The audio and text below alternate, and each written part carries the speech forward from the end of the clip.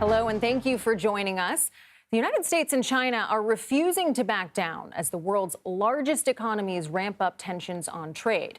Now, China announced Friday it would raise its retaliatory tariffs on American goods to 125%.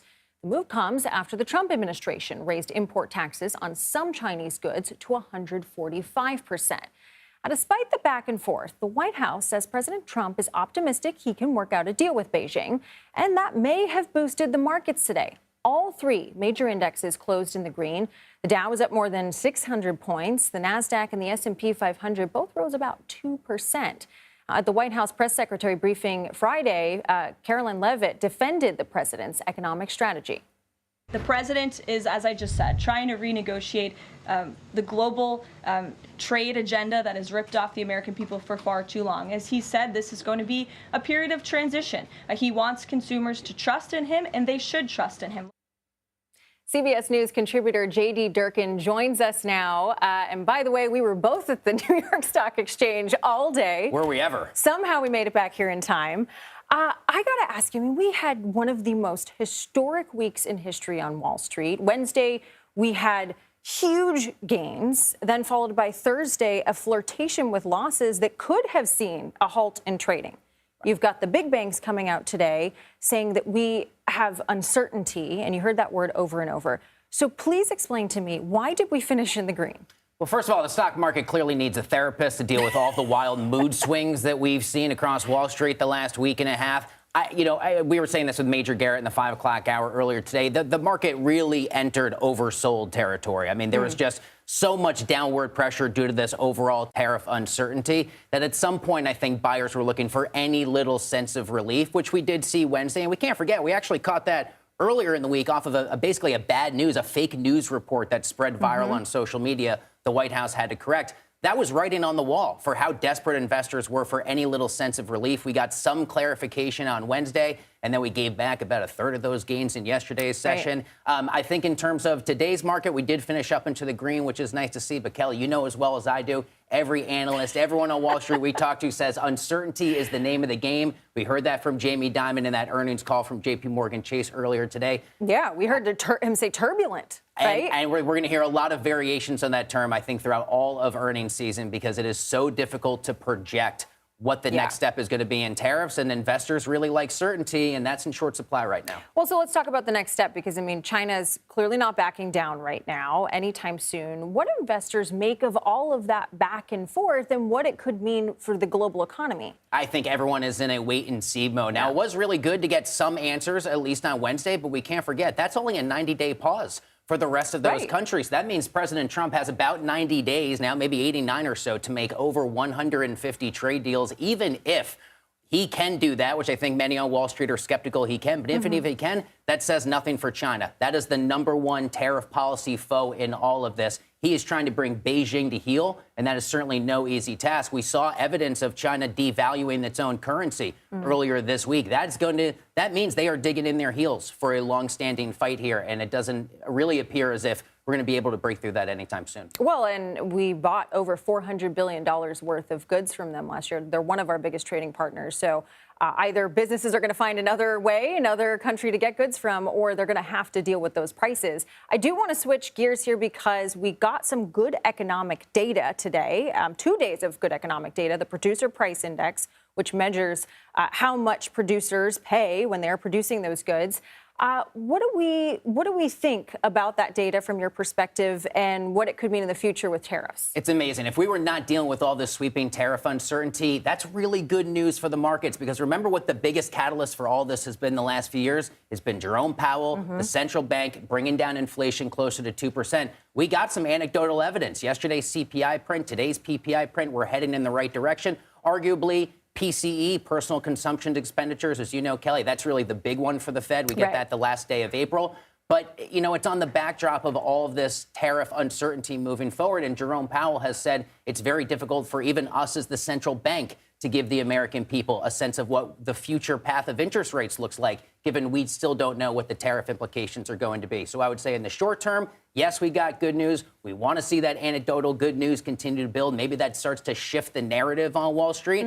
But we certainly know we're having this conversation on Friday night. Anything can happen this weekend and set the stage for an unpredictable week on Wall Street, to say the least, coming up. Well, definitely. And yeah, I mean, the consumer price index yesterday, you would have thought you would have seen a huge rally. There's so many different things at play. And thank you so much, J.D. Durkin, for coming on and explaining it to us. Thank you. CBS News White House reporter Willie James Inman is in West Palm Beach, Florida, where the president will spend the weekend. Willie, thanks for joining us. How is the White House responding to China's latest escalation on tariffs? Hey there, Kelly. Good to be with you on this Friday. Well, the White House is saying that the president is optimistic that the Chinese want to make a deal here. Let's remember how we got here. Essentially, it's because the United States, in this case, the Trump administration and President Trump, decided to put those tariffs on China that you mentioned. Now, they're at 145%. That includes the fentanyl tariffs and the reciprocal tariffs. Of course, the Chinese hit back a couple of times. Now their tariffs are set at 125%. And the Chinese are essentially saying that the tariff policy coming from the United States is a joke. But the administration, the press secretary, said earlier today that the president is essentially wanting to make a deal here, optimistic about those chances. But she didn't exactly say whether or not there are plans for a conversation or whether or not the president is waiting for President Xi to pick up the phone. So there perhaps is some wiggle room there for what could potentially happen. But still, nonetheless, the White House pushing forward with this tariff plan and essentially saying that the president is looking to make a deal not only with China, but the hundreds of other countries that could potentially face the wrath of the tariff policy that the United States has put forward. Well, so let me pick up on that, because the White House has said more than 75 countries have reached out to cut some kind of trade deal. We've heard that 15 may be on the table. How much progress has been made in these negotiations?